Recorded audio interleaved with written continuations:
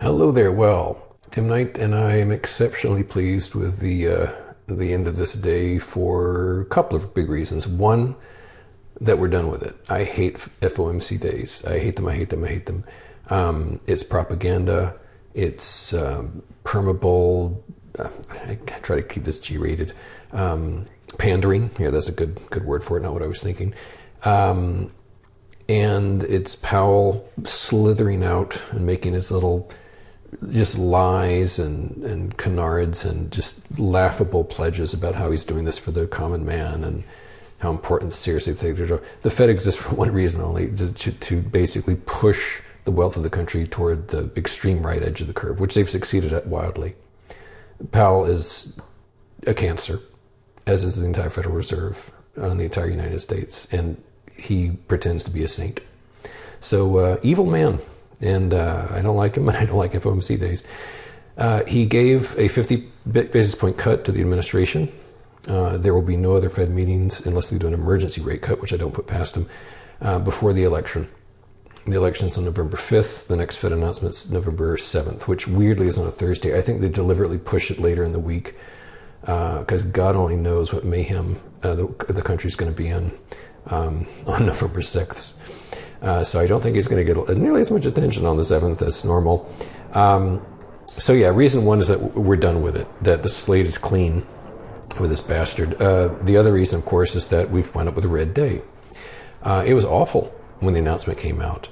The bulls, who have received 40 years of endless support from the government, got yet another gift from them. And the market responded in kind. Lifetime highs across the board. Explosive move higher. And within seconds of the announcement, that was the peak for the day. And it spent the entire day jiggling and jaggling. It was ridiculous. Up, down, up, down, up, down, up, down, up, down. High school fitness classes are less active than this. So this total tease, although broadly speaking, lower highs and lower lows. And so I'm recording this just minutes after the close. At the moment, we're down about 10 on the ES and about 45 on the NQ.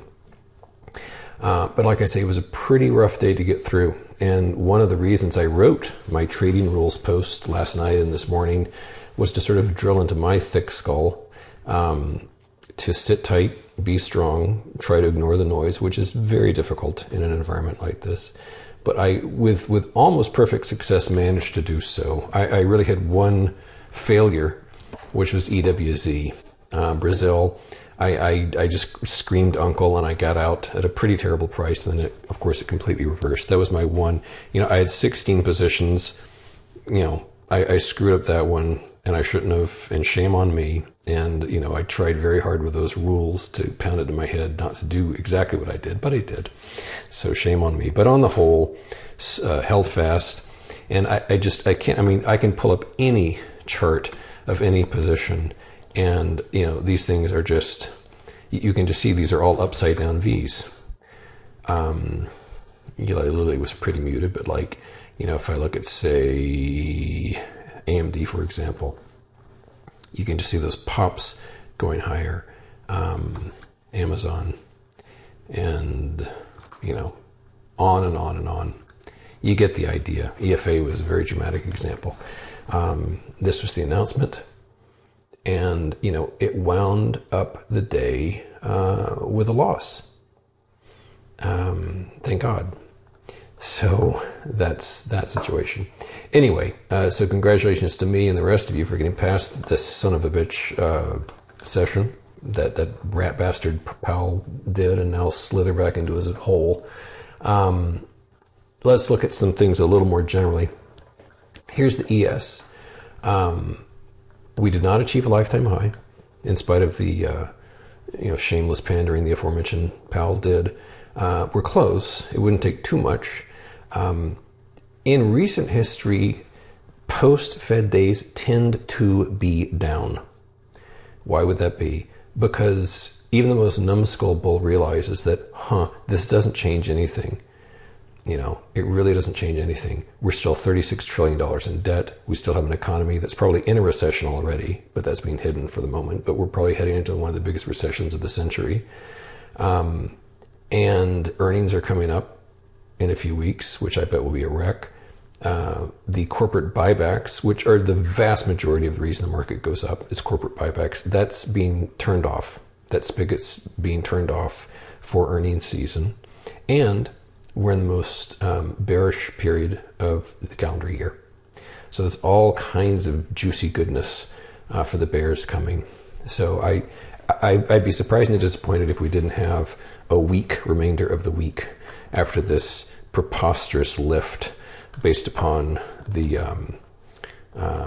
this gift that Powell has given to his bullish friends and his billionaire friends.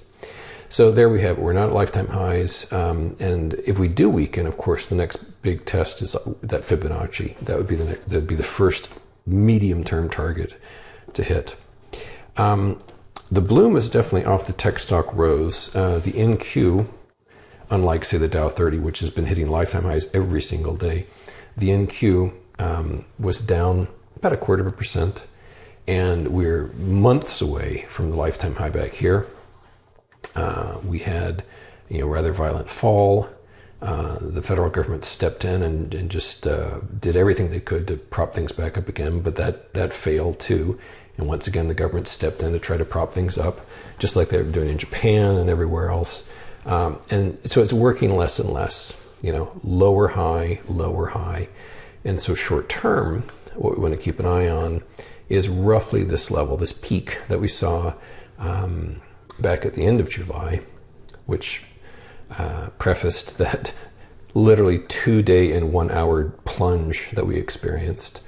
And that's when Japan screamed uncle and pledged never to never to alter their interest rate policy without calm markets, which the markets correctly took as they'll never touch it again. That they will continue to print literally quadrillions of yen to keep this nonsense going. So that was a mega rally after Japan capitulated. But we are well off anything resembling a lifetime high. The one item that did show little green today was RTY, although rather violently. You can see here by way of the 1-minute chart, very, very violent. We're essentially back to where we were right just before the announcement. So, it was like announcement, blew higher, and then burned it off, like so. But broadly speaking, these fibs haven't been especially useful, but I'm leaving them up because they're better than nothing. Yeah, it's just kind of a big fat mess. Finally, in turn, of course, volatility is still smashed down to teen levels, but I've got to tell you, this is looking pretty interesting because I think we may be seeing a bit of a trend change here because we have executed an entire series of higher lows. And so let's look at the VIX futures to see kind of a different view of that because the VIX cash was kind of crazy, went up to like almost 70. But yeah, you can see this quite plainly. Here was this low here, which is at this hilarious, these are the futures, mind you, so they're going to be fatter than the VIX itself, but this is 13.6. So we have higher low, higher low, higher low, higher low. So I think volatility is beginning to sneak its way back into the system. Anyway, you've got other things to do with your life except listen to me, so I'll just say thank you, and I'm thank God FOMC day is over, and I am looking forward to the balance of this week.